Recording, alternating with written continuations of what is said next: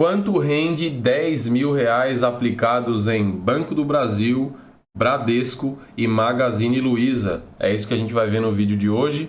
E antes de mais nada, eu quero me apresentar para quem ainda não me conhece. Muito prazer, meu nome é Vitor e eu ensino as pessoas como investir melhor, com mais segurança e rentabilidade, principalmente nos mercados de ações e fundos imobiliários.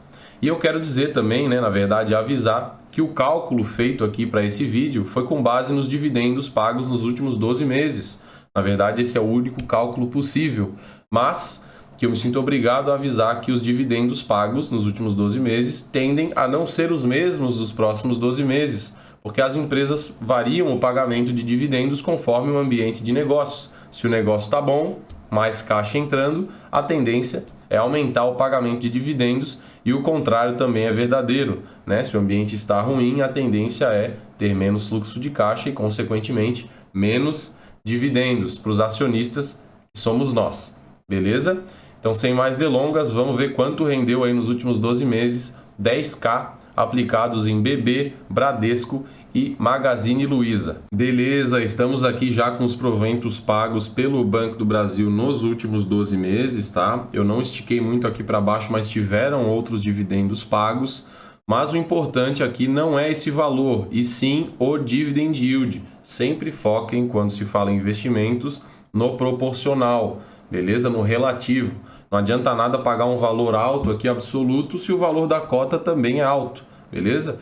Um valor pago de 0,5, 50 centavos por cota pode ser grande ou pode ser baixo. Se o valor da cota é 1 e pagou 50 centavos, significa que o dividend yield é 50%, muito alto. Agora, se o valor pago é 50 centavos e o valor da cota é 100, significa que pagou 0,50%, tá bom? Então, sempre foquem no dividend yield, é por isso que eu dou atenção aqui para ele, e que no caso do Banco do Brasil foi de 7,86% nos últimos 12 meses. E com base nesse dividend yield, fica fácil de fazer o cálculo de 10 mil, Eu escolhi esse valor não só porque as pessoas sempre perguntam sobre 10 mil, As pessoas perguntam, e se eu aplicar 10 mil em um ano, eu ganho quanto? Essa é a pergunta normal que todo mundo aí já deve ter escutado alguma vez na vida.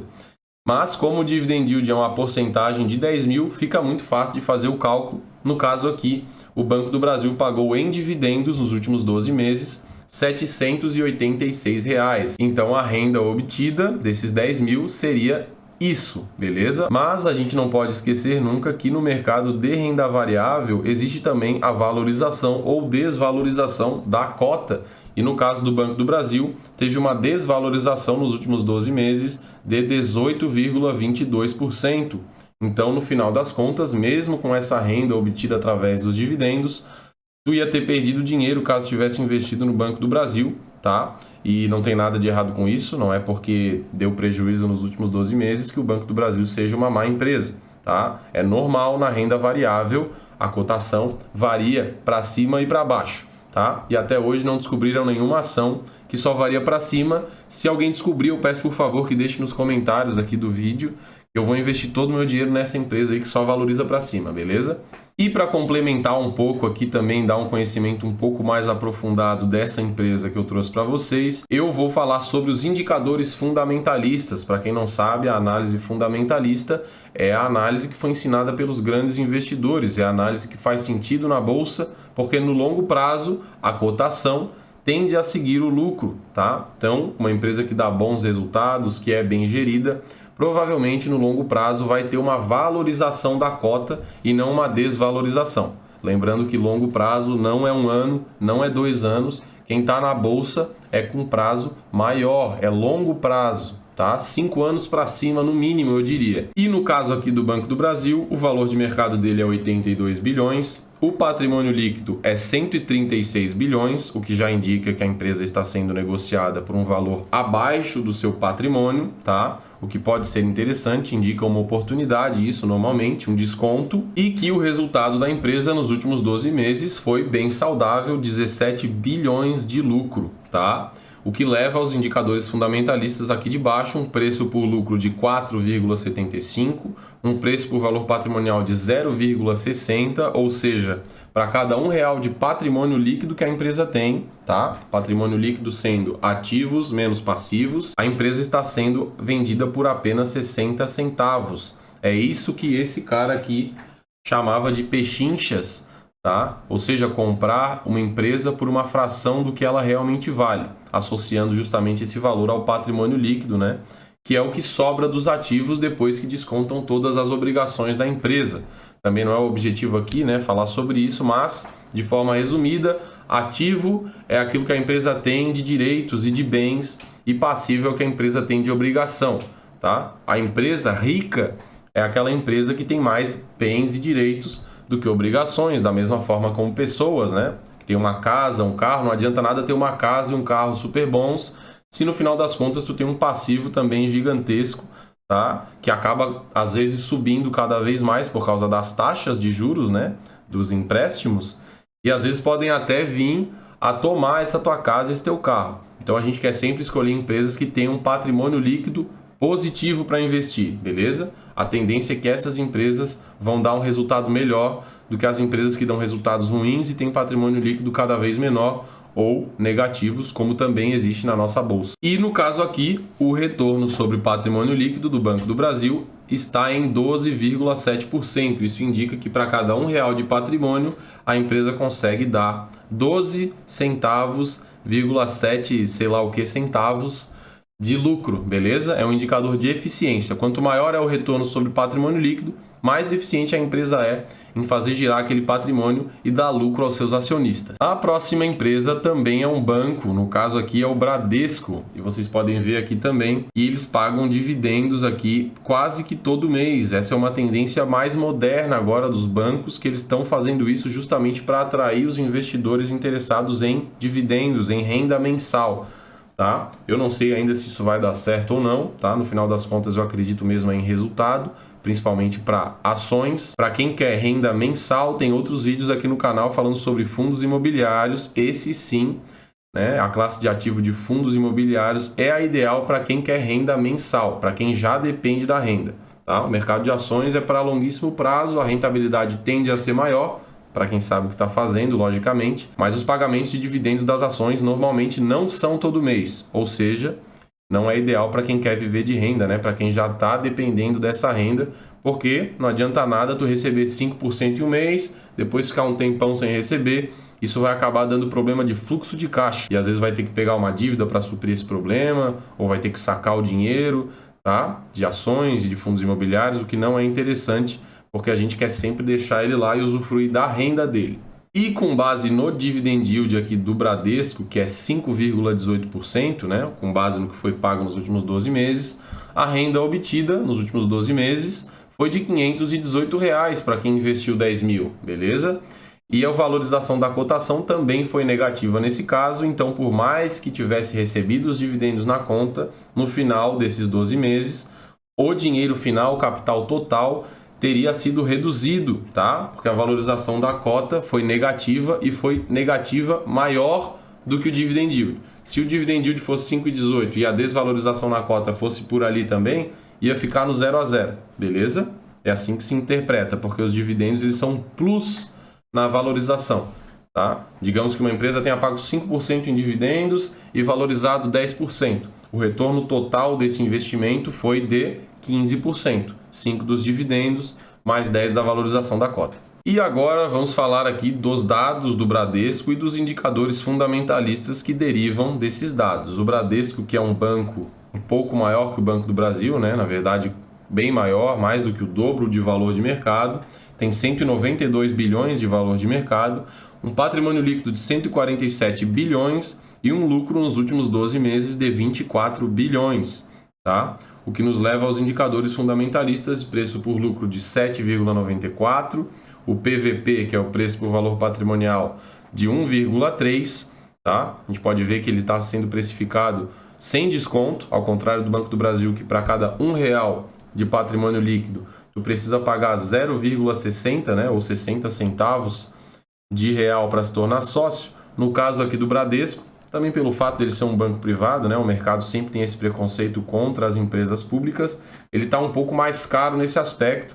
Então, para cada R$1 de patrimônio que tu vai ter direito como sócio, tu tem que pagar um prêmio de 30 centavos, porque tu paga R$1,30 para se tornar sócio nessa proporção, beleza?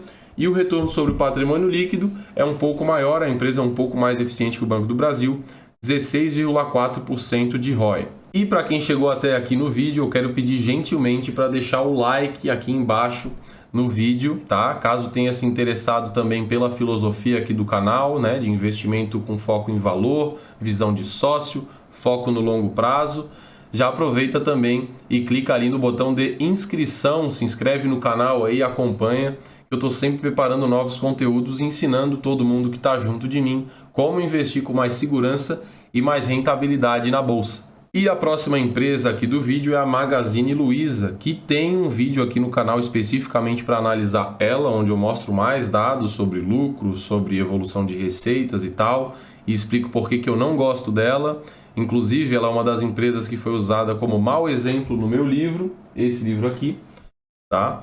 Para os interessados no livro também tem um link aqui na descrição com o livro tanto físico quanto digital. E quem leu o meu livro escapou dessa bucha, porque na época que eu avisei sobre a Magazine Luiza, ela estava com um preço por valor patrimonial acima de 15, um preço por lucro também de centenas, tá?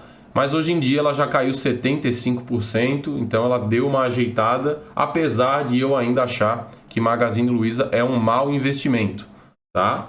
Tanto é um mau investimento que nos últimos 12 meses ela pagou 0,23% em dividend yield, tá? Mesmo distribuindo grande parte dos seus lucros. Por que isso acontece se ela distribuiu grande parte dos lucros?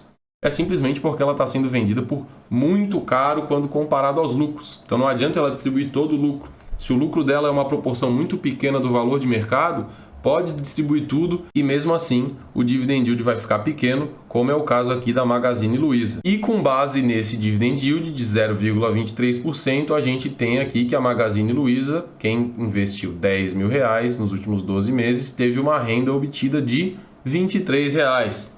Dava para comprar talvez nem uma pizza, né? Dava para comprar um X-podrão aí da esquina, quem sabe? É alguma coisa já, né? E ainda para completar, a valorização da cota, né, no caso desvalorização, foi de 73,75% nos últimos 12 meses. Isso é reflexo de uma narrativa que estava otimista demais, tá? O preço ele segue o valor intrínseco daquela empresa, né, o patrimônio, o lucro, e a Magazine Luiza estava sendo vendida por um valor muito alto, justamente por causa da narrativa de tecnologia, né? Se a empresa compra um aplicativo ou fica anunciando compra de site, essas coisas assim, o pessoal por algum motivo começa a valorizar mais isso do que os próprios resultados, tá? E eu deixo sempre essa dica aqui para quem está comigo aqui junto, tanto para pessoas quanto para empresas. A gente não quer saber de narrativa, eu não importo, para mim não importa o que tu fala para mim importa o que tu faz. E para mim, quando se olha empresas, tudo é análogo nessa vida, e para as empresas é a mesma coisa, não importa o que ela fala, importa o que ela faz, beleza? Lembrem sempre disso, é uma das dicas que eu posso dar para vocês que vai ajudar muito na vida pessoal e também na vida de investimento de vocês. E vamos aqui para os dados da empresa e para os indicadores fundamentalistas que a gente pode ver aqui que ainda estão bem maiores, bem mais caros do que os indicadores do Banco do Brasil e do Bradesco, por exemplo. A Magazine Luiza, que tem um valor de mercado de 44 bilhões, já chegou a ser mais de 150, um patrimônio líquido de 10 bilhões, então imagina, né? O valor de mercado era mais de 150 bilhões, o patrimônio era esse aí, era 10. A empresa valia 15 vezes mais do que o próprio patrimônio. Será que mesmo com toda aquele otimismo tecnológico que se falava, será que ela ia ser tão eficiente, ia conseguir manter tanto crescimento para fazer valer a pena aquele preço? O mercado ficou impaciente com tudo isso e jogou o preço dela lá no chão. Foi isso que aconteceu nos últimos 12 meses, tá?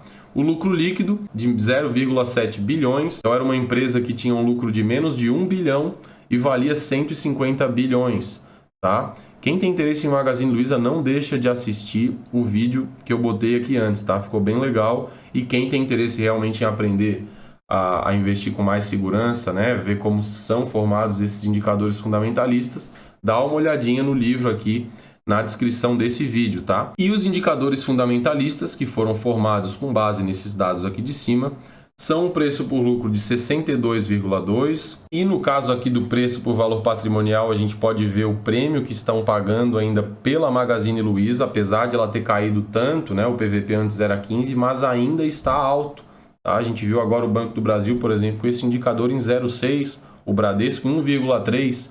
Eu costumo falar que acima de 3 tem que acender um sinal de alerta na tua cabeça.